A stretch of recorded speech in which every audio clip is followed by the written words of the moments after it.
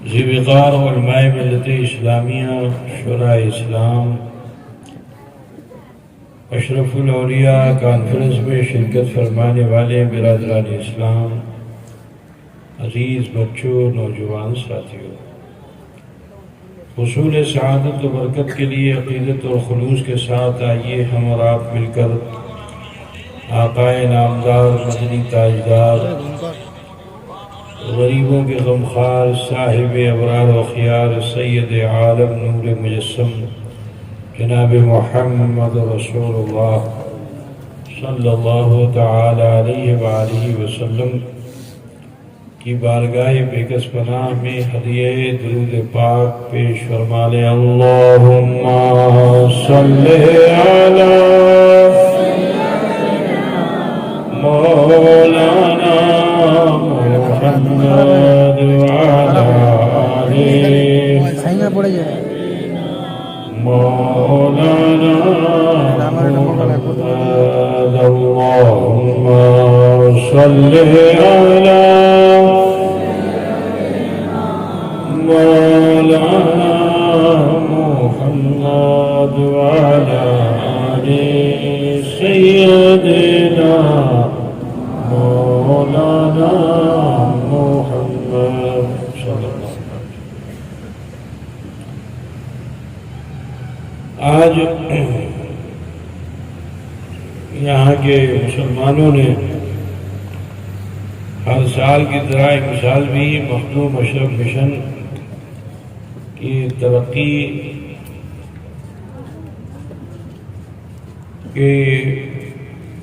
کو ذہن میں رکھ کر اس محفل کا انعقاد کیا جاتا ہے۔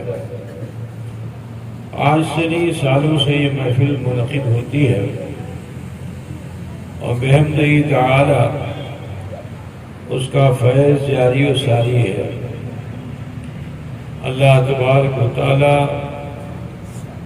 آپ تمامی خواتین حضرات کو بزرگان دین سے الفت و محبت رکھنے کی توفیق رفیق عطا فرمائے اور اس محفل کی برکات کو ہر گھر پر رب تعالی عام فرما دے، آمین۔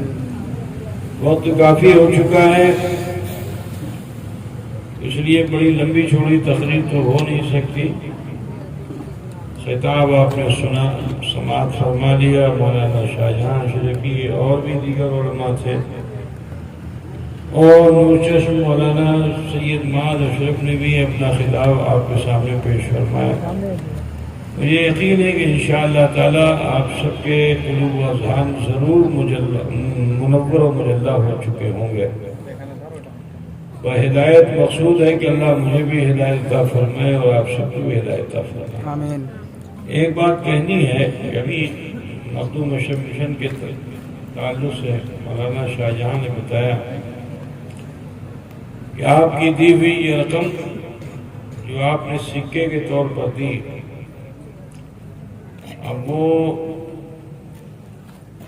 ہمارا سسٹم یہ ہے کہ آپ کا پیسہ جو ہے وہ بینک میں جمع ہوتا ہے، پھر واپس کام میں لگایا جاتا ہے، لیکن یہ کوائنز کا مسئلہ ایسا ہے کہ اس کو بینک قبول نہیں کرتا ہے، جس کی وجہ سے پریشانی ہے۔ بہرحال آپ سب نے اس میں حصہ لیا، یقین جانیے جن لوگوں نے اس میں حصہ لے لیا ہے وہ انشاءاللہ تعالی محتاج نہیں رہیں گے۔ یہ رقم میں آج جو آپ نے لیا یا جو لیں گے، اللہ ان کے خزانے کو خالی نہیں رکھے گا انشاءاللہ تعالی، بہت برکتیں ہوں گی، کیونکہ رقم آپ نے دی تھی یہ لوٹ کر دین کے کام میں گئی، آج پھر وہ آپ کے بیچ آ گئی ہے، اس رقم کو، اس سکے کو آپ اپنے پاس رکھو گے تو انشاءاللہ تعالی برکت سے محروم نہیں رہو گے۔ تو جن لوگوں نے نہیں لیا ان سے کہنا ہے کہ اس کو لے لیں تاکہ مدرسے کے لیے کچھ آسانی حاصل ہو جائے، تاکہ یہ رقم بینک جائے اور بینک کے ذریعے سے پھر جو ہے جہاں ضرورت ہے وہاں لگے، زیادہ آسان اور بہتر ہو جائے گا۔ مجھے امید ہے کہ یہاں کے لوگ جو بھی ذمہ دار اس رقم کو لے کر آئے ہیں اسے یہاں اپنے مصرف میں ضرور شامل کر دیں گے۔ بہرحال میں نے جس آیت کریمہ کی تلاوت کا شرف حاصل کیا، اللہ رب العزت ارشاد فرماتا ہے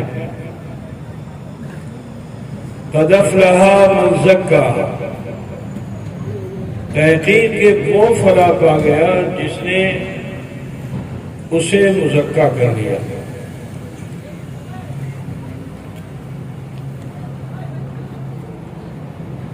دل کی صفائی یہ بہت ضروری چیز ہے، اور جس انسان نے صفائی قلب حاصل کر لی وہی کامیاب ہے۔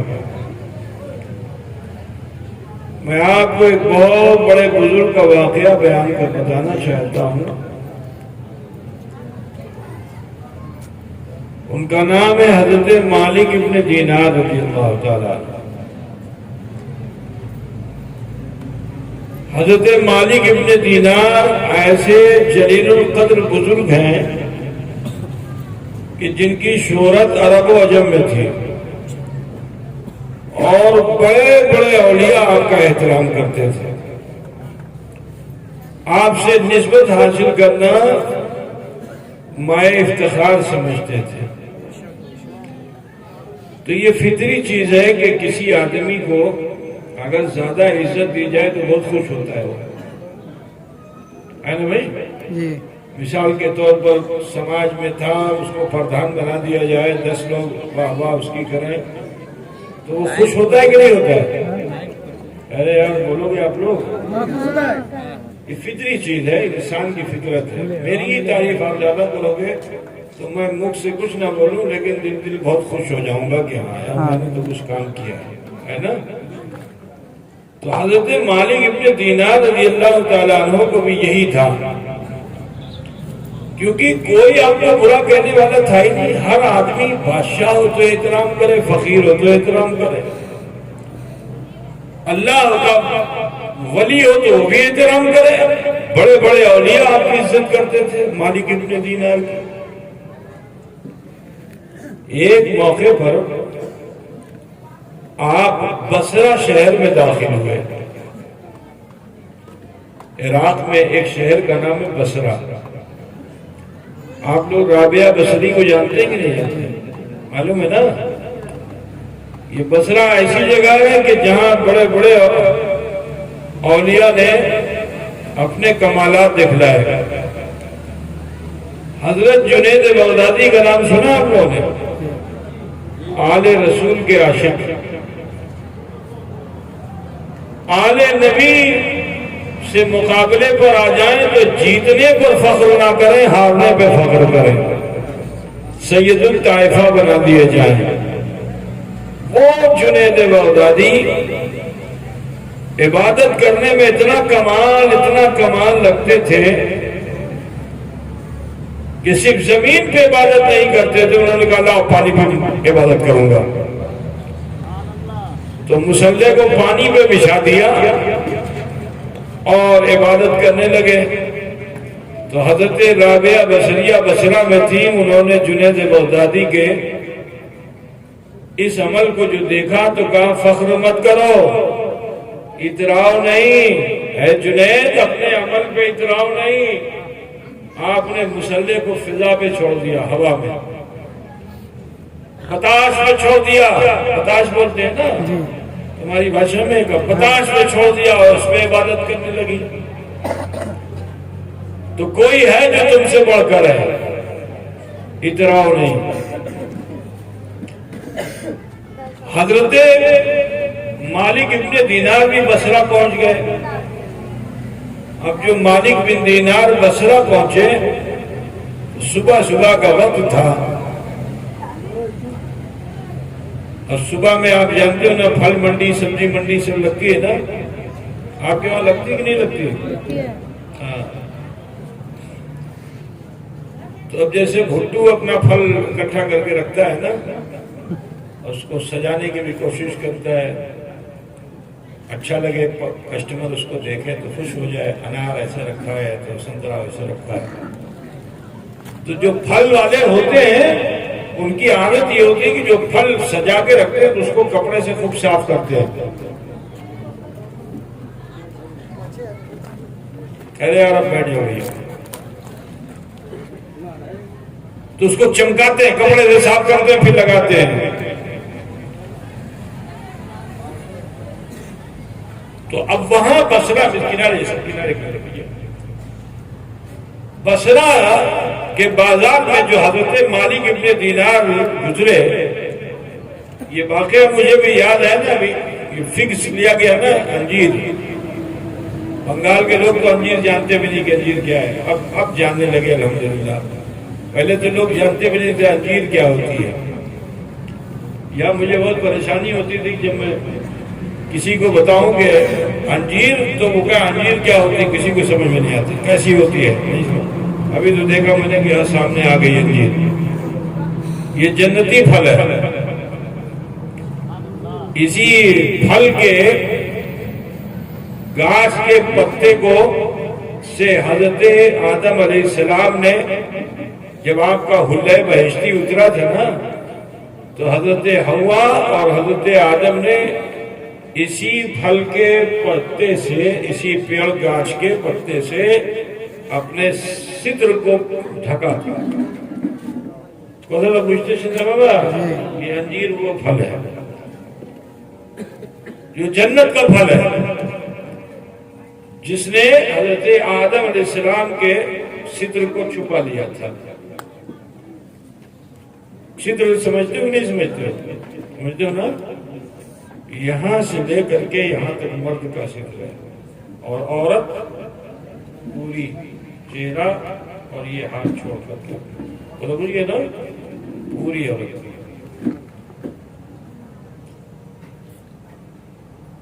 تو حضرت مالک بن دینار نے دیکھا کہ وہ انجیر کو، تازہ انجیر کو، یہ تو سوکھی سگنو تھی نا وہ تازہ، اس کو وہ دکان میں لگا رہا تھا. اب آپ کے من میں آیا کہ لاؤں اس کو میں کھا لوں. دکاندار کے پاس گئے، دکاندار سے کہا دکاندار مجھے انجیر دے دے. دکاندار نے کہا ٹکا لاؤ. آپ نے جیب میں جو ہاتھ ڈالا تو پھٹا ہوا تھا جیب. کوئی ٹکا پیسہ چھلو نا. تو بہت ٹینشن میں ہوئے، اللہ کی گوری نا ٹکا مانگچے ہمار کاشے ٹکا پیسہ اچھے نہیں ہے، من چاہتے ایٹا کمی. کیا کریں؟ کھابو. اب پیسہ ہے نہیں، پیسہ مانگتا ہے، بغیر پیسے کے دے گا نہیں، اور نفس کہتا ہے اس کو کھاؤ. اب حضرت مالک بن دینار بڑی چنتا میں تھے. اچانک خیال آیا کہ ساری دنیا تو میرا بہت احترام کرتی ہے، اور کسی کو میرا رومال مل جائے تو بہت خوش ہوتا ہے، کوئی کپڑا پا جائے تو بہت خوش ہوتا ہے، کوئی ٹوپی پا جائے تو بہت خوش ہوتا ہے، کوئی جوتا پا جائے تو سر کا تاج بنا لیتا ہے. تو کہا یہ بھی تو ایک انسان ہے، میرے پاس ٹکا پیسہ نہیں، چلو اس کو اپنا جوتا دے دیتا ہوں. اب انہوں نے اپنا جوتا اتارا اور دکاندار سے گئے، دکاندار لے. اب جو دکاندار نے مڑ کر کے دیکھا تو مالک بن دینار کے ہاتھ میں ایک جوتا نہیں، 2 جوتا. تو بڑا راگ ہو گیا، کہا پاگل ہو گیا، کہا دماغ خراب ہو گیا ہے. کہہ دو تمہیں اب کوئی آدمی ایسے جوتا ہاتھ میں لیے ہو تو کیا کرے گا سامنے والا؟ ٹینشن جائے گا نا. کہا ایک جوتا نہیں، 2 جوتا ایٹا کی. ہاں بابا ایٹا تمہیں نیے دین ہما کے انجیر دین. انجیر کو انگریزی میں فکس کہتے ہیں، ٹھیک ہے نا. کہا پاگل ہو گیا، دماغ خراب ہو گیا ہے کہ انجیر جوتے کے بدلے میں ملے گی، اور وہ ابھی پھٹا ہوا جوتا. جاؤ صبح سکالے ہماری بہنی خراب مت کرو، جاؤ. ڈانٹ کر کے بھگا دیا. مالک بن دینار کو اس دن بڑی چوٹ لگی، اس دن دل پہ چوٹ لگی. ان کو تو اپنی ایگو تھی، انا تھی. آئیے بادشاہ آئے تو احترام کرے، فقیر آئے تو احترام کرے. پیر ولی آئے تو احترام کرے، سب ان کی عزت کرتے تھے. آج تک انہوں نے کبھی ڈانٹ نہیں کھائی تھی. لیکن جب اس دکاندار نے ڈانٹا کہ سکالے تم یہ چکی کھول لیں، جاؤ ہماری بوری خراب مت کرو، تو جب ڈانٹا تو مالک بن دینار کو بہت چوٹ لگی اور اللہ کی بارگاہ میں عرضی لگانے لگے کہ اے اللہ، جوتے کو بغل میں دبایا، آنکھ سے آنسو بہ رہا ہے اور اللہ کی بارگاہ میں عرضی لگا رہی کہ اللہ تیری اس دنیا میں اب میں نہیں رہوں گا جہاں مانوس بستے ہیں، جہاں انسان رہتے ہیں وہاں میں نہیں رہوں گا، کیونکہ میں نے جیون بھر جس نفس کو کوٹ کوٹ کر پتلا کیا، مردہ کیا، یہ نفس مرا نہیں. آج اس کی وجہ سے میں ذلیل ہو گیا، آج اس کی وجہ سے میں رسوا ہو گیا. تو اے اللہ، جہاں انسان بستے ہیں ہمیں اوکھنے باسا کربو نا، ہمیں جنگلر مدے باسا کربو. غرض کے حضرت مالک بن دینار یہ سوچ کر جوتی بغل میں ہے، دیوانوں کی طرح چلتے ہوئے، دھولا اڑاتے ہوئے، اور شہر چھوڑ کر جنگل کی طرف چلے گئے. ادھر سارے دکانداروں نے مل کر کے اس پھل فروٹ مرچنٹ کو ڈانٹنا شروع کر دیا. اے بیٹا تمہیں کی کر لیں، جانتے ہو تم نے کس کو آج ڈانٹ کے بھگایا ہے؟ تیرے وہاں تو انمول موتی آ گیا تھا، تم نے اس کی قدر نہیں کی. جانتے ہو کس کو تم نے ڈانٹ کے بھگایا ہے؟ ارے یہ وہ تھے کہ لوگ تمنا کرتے ہیں کہ ہماری دکان میں آ جائیں تو برکت آئے، ہمارے گھر میں آ جائے تو رحمت آئے. تو نے تو اپنا نصیب کھوٹا کر لیا. اب جو آتا ہے وہ اس کو ڈانٹتا ہے، اس کو برا بھلا کہتا ہے.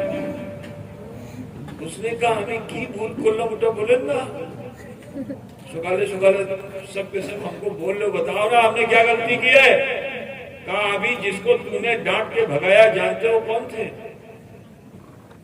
کہا ہم کو نہیں معلوم، ہم تو ہی سمجھتے وہ پاگل مانوس تھا.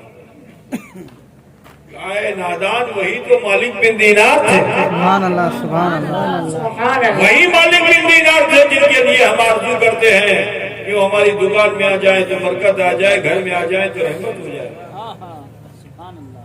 تو نے تو اپنا نصیب کھوٹا کر لیا.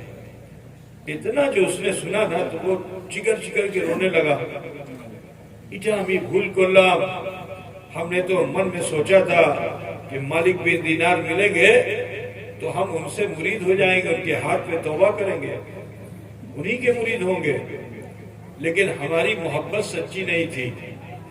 اب وہ چکر کے رو رہا ہے، زمین پہ تڑپ رہا ہے. ہائے افسوس کہ وہ آئے بھی اور میں نے ان کی قدر نہیں کی. وہ آ کے چلے گئے، میں نے ان کی قدر نہیں کی.